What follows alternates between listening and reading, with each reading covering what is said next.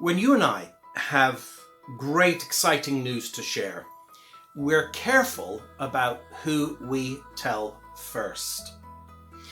And for that reason, we should take note of the people that God announced the birth of Jesus Christ to.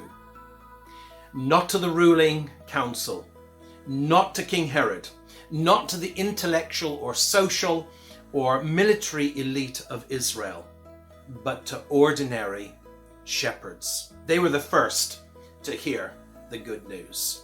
Now, if we translate shepherding into modern equivalents, we're talking about shop workers, car mechanics, carpenters, plumbers, retail workers, nurses. And this observation alone tells us that the good news of Jesus is for ordinary people like you and like me. So how did these ordinary shepherds respond to the news? At first, they were terrified at the sight of angelic messengers, and no doubt they were surprised at the message they brought, that a Savior had just been born up the road in unknown Bethlehem. But the shepherds were not expected to believe the message blindly.